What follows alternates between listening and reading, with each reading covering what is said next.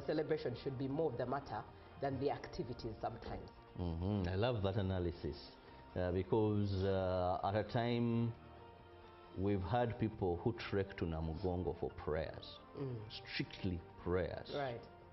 And some have been healed. I've heard them speak that, you know, when I went to Namugongo, I prayed to Saint So, I prayed to Saint So, I got, is it holy water? This. People have spoken of how God has delivered and healed them while they have trekked for the right cause to the martyrs' shrines. But also, to a certain extent, we have so many who had made it something totally off topic. Like the night into the 3rd. If you went to Namugongo, businesses, lodges, some immoral activity do you know, happening. At the place where I was born, it's where I reside as well. But there is a place called Namugongo, and it's known for the filthiest manners. Now, that has been it. But also, I want to feel for business community because this one day, it's almost a week in Namugongo. There are people constructed lodges, guest houses. People come for a whole week, and they're within Namugongo. Then business. People sell all types of merchandise. Of course, one highly commonly known on that day is pork. Yeah. You know, those who deal in, there's so much business, work. You know, there's so much life, and the people there benefit monetary-wise so much. Indeed. So it's a great loss, and also to the country, the tourism sector. Many people jet into this country just for 3rd June. True story. So we've really lost a lot, but for the spiritual-filled people who understand this, I want to believe it's still the same, because parishes are going to hold prayers. You may not get the holy water that you usually take home, but at least in spirit and in prayer, the Lord will listen to you. And of course, what is spiritual, we shall benefit that. Indeed. On that same note, Robert, take us away with what we have on the local scene.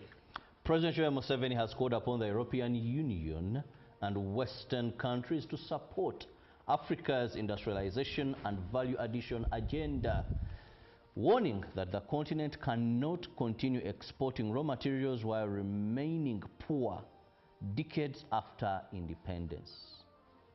The president made the remarks during a meeting with the European Union ambassador to Uganda and his delegation at State House in Entebbe. Museveni said Africa's economy stagnation is being fueled by continued export for unprocessed raw materials, describing it as a major policy mistake by African leaders. Now, Museveni said Uganda remains committed to industrialization and value addition policies, adding that industrialization and infrastructure development, especially the railway transport, is critical for lower cost of business and improving competitiveness.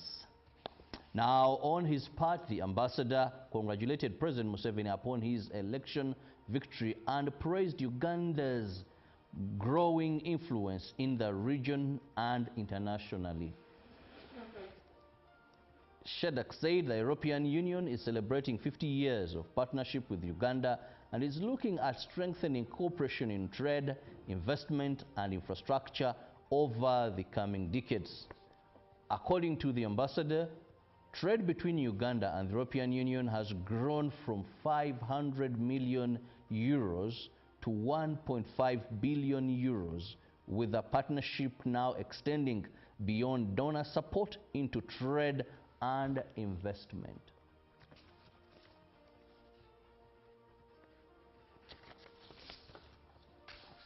The Prime Minister of Uganda, the Right Honorable Robin Anabanja, yesterday visited the affected community who were evicted from Rubiji wetland last week.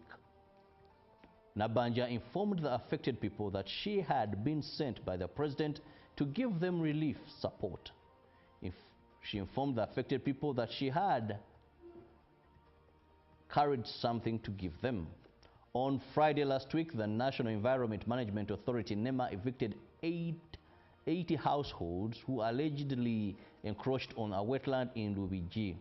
According to the Prime Minister, Robert Nabanja, these were given a notice by NEMA in 2024, but they ignored the warning. However, the Prime Minister visited the locus to provide them with relief support from the President. She, however, warned them never to encroach on the wetlands again. Later, the Prime Minister took them to a office in Kampala after scrutinizing the list of the affected people to provide the relief support of 1 million shillings each.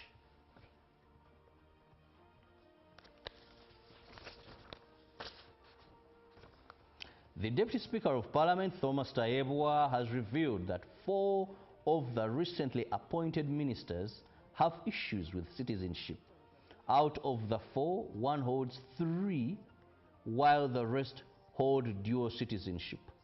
Tayebwa asserts that the victims have expressed willingness to denounce the other citizenship in order to proceed to serve Ugandans.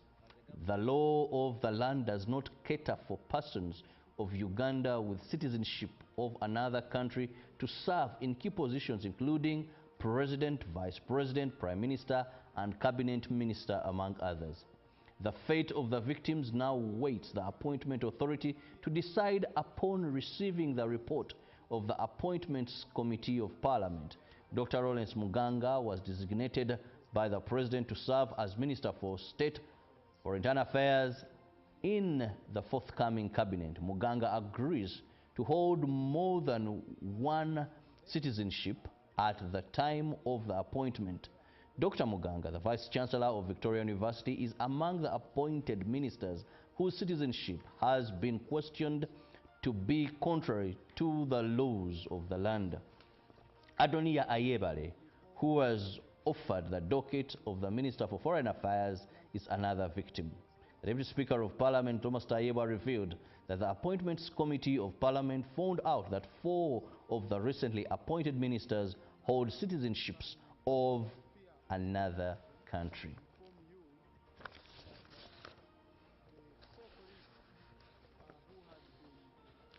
Individuals appointed to different ministerial positions by His Excellency Yoweri Kaguta Museveni, the President of the Republic of Uganda, were vetted by the Appointments Committee of Parliament on the second day and last day yesterday. Those that are said to have dual citizenship have also been vetted. Adoniya Ayebare, Minister for Foreign Affairs designate, said he is to ensure there is a whole government approach in handling issues of foreign policy. The First Deputy Prime Minister and Minister for East African Affairs designate, Rebecca Kadaga, was vetted, and her focus is on construction of more borders and decongestion of the one of Busia.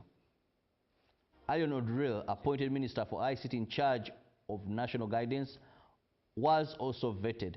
He is to continue fighting corruption, but this time digitally. The docket of public service has been known for having ghost sellings of jobs and a lot of people serving in acting capacity. Lydia Wanyoto Mutende was vetted as State Minister for Public Service designate. Other individuals that were vetted yesterday include Nyamutoro Fiona, Haruna Kasoro, Peter Ogwang. These all wait results from the committee to be sworn in as ministers. And with that, we come to the end of our local stories this morning. Let's see what Julie has for us on the international scene. Indeed. Robert, and I think the highlight there on the local scene is the vetting of ministers who have dual or triple citizenship. What their fate looks like at the end of the day. We look forward to the end of the process as is. Now, on the foreign scene, we start off with matters from the United Kingdom. Protesters have pelted police with shells and clashes close to where Henry Nowak was stabbed to death. Hundreds gathered outside Southampton Central Police Station on Tuesday, where activists Tommy Robinson and Lawrence Fox were among those who spoke to the crowd. Violent scenes broke out after a large group walked across the town to the area of Portswood. A police helicopter hovered overhead as officers were pelted with stones. Demonstrators said Henry. Police were pelted with bricks. Chairs, cans, and flares were thrown at police in riot gear, eventually forcing officers and 3 police vans back from the line they had been holding. The killer of finance student Mr. Nowak, 23-year-old Vikram Digwa, told police attending the scene of the stabbing in Southampton on December 3rd, 2025, that he had been the victim of a racist attack. In body-worn camera footage from the incident, Mr. Nowak can be heard repeatedly saying, "I've been stabbed," to which an officer replies, Don't think you have, mate."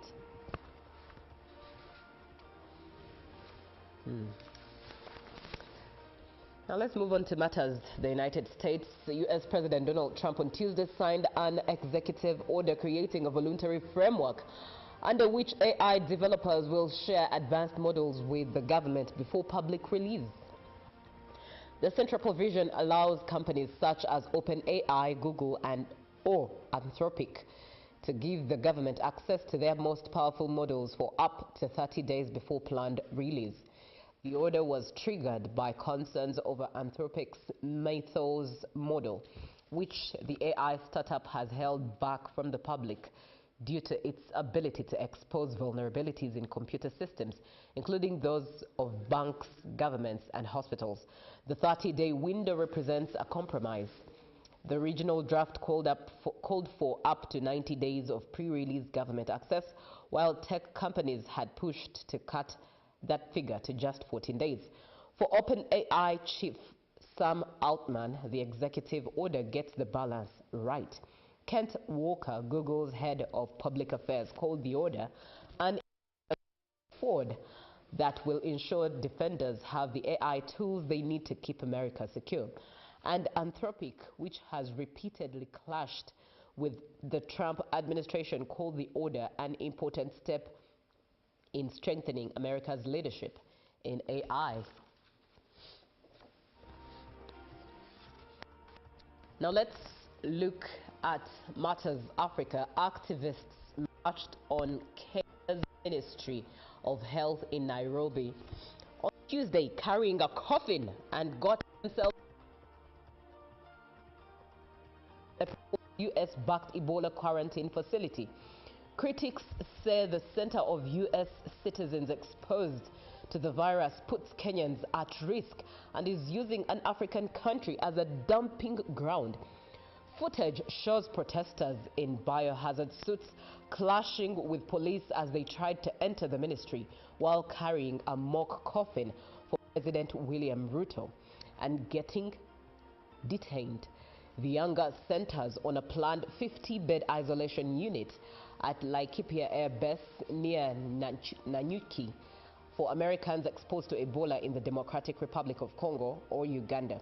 The site is intended for asymptomatic U.S. citizens, including health workers, diplomats, and military personnel. U.S. Secretary of State Marco Rubio has said Washington will not allow any cases of Ebola to enter the United States, fueling accusations that the U.S. is shifting risk onto Kenya instead of bringing exposed citizens home. The Law Society of Kenya and the Katiba Institute have challenged the plan in court, arguing that the government acted without proper public participation, transparency, or adequate safeguards.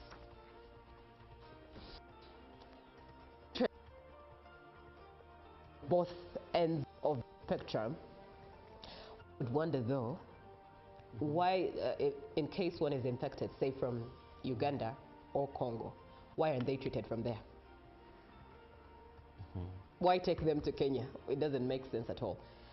And why, if the America has shown to care for its citizens so much? Yes. You know, when there is war on them, they want to pick them. Now, with Ebola. You'd understand why they don't want to fly them out.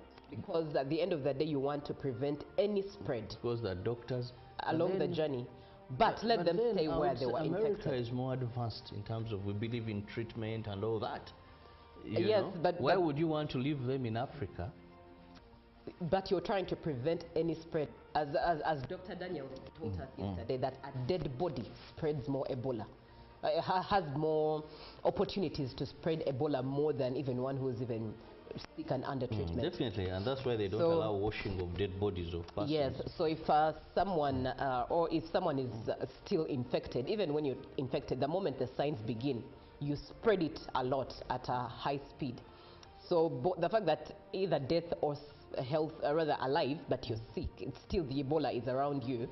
You'd rather stay in the place you contracted it so that you're treated and healed than spreading it, because even transporting them to Kenya still brings a risk of spreading it to.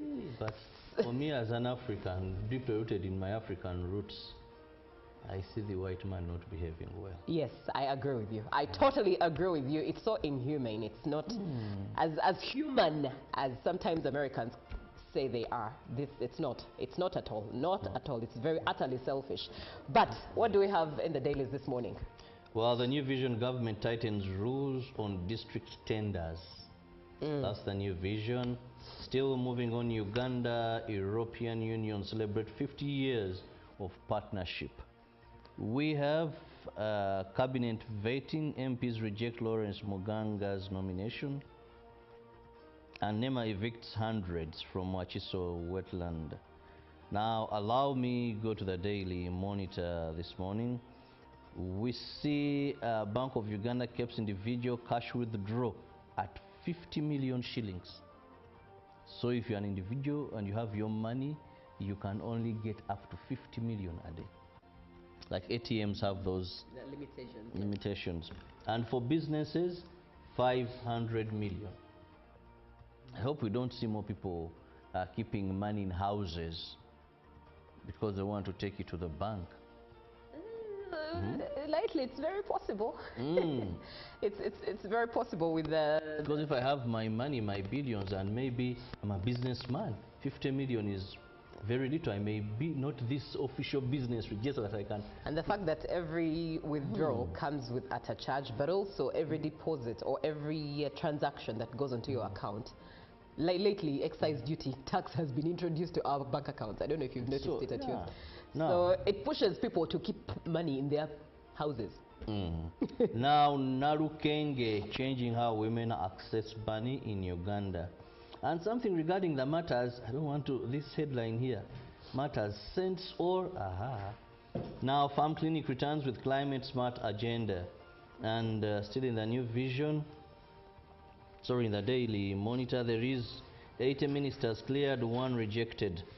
Ebola Uganda safe for travel, government says. Well, these and more are in the dailies today, the Daily Monitor and the New Vision. Indeed, and that's what we have for the dailies this morning. Up next is The Real.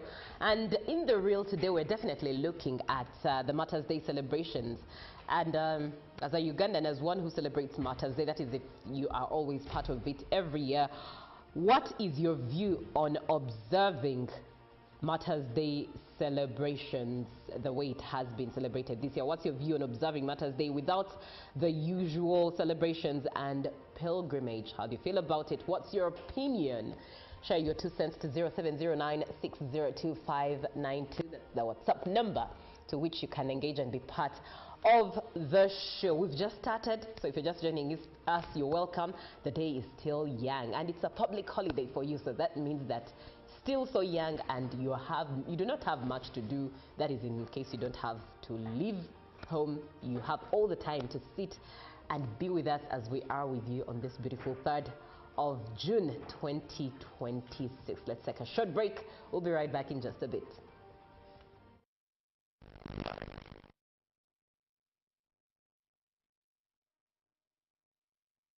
Live from UBC Studios in Kampala, this is Good Morning Uganda.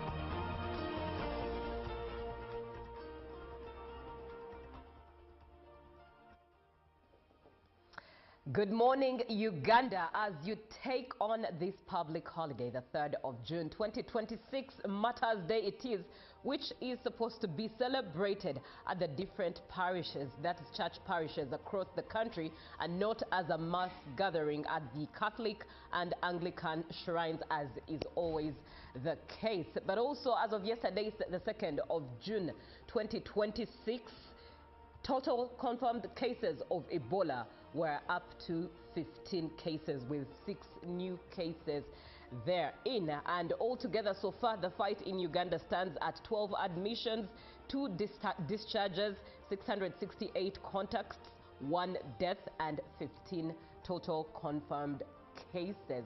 Good morning, it is. You are watching UBC TV, coming to you live from the Nile Avenue. My name is Julie F. Nantaba with Robert Chirabo Nyonyintona. Robert, good morning. Good morning, Julie. How are you? I'm very well, thank you. How are you?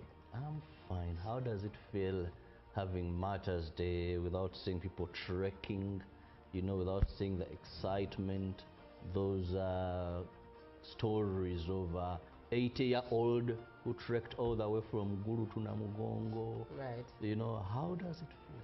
How does it feel?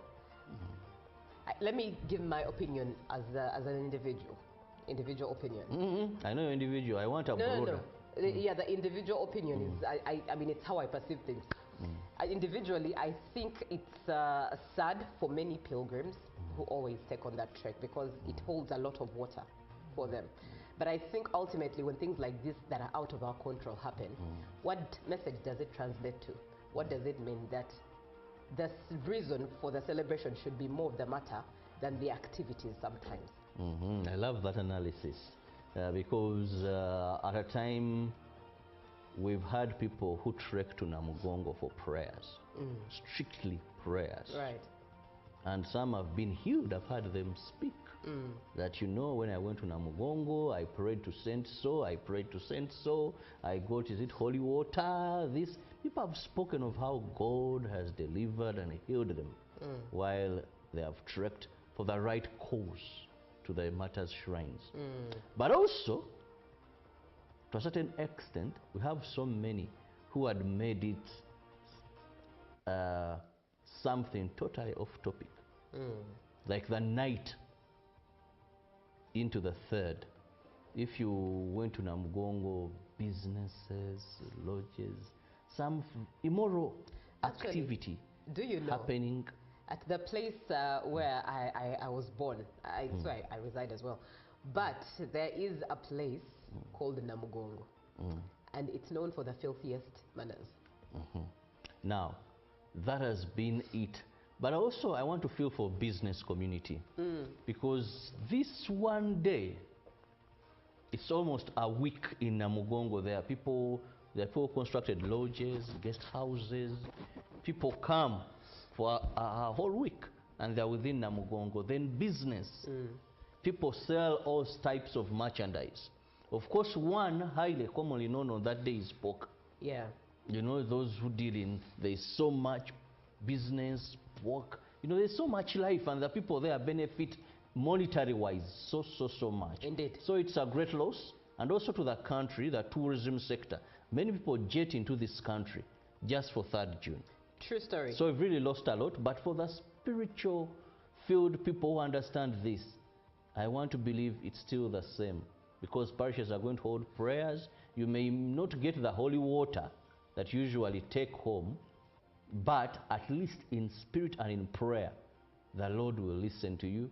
And of course, what is spiritual, we shall benefit that. Indeed. On that same note, Robert, take us away with what we have on the local scene.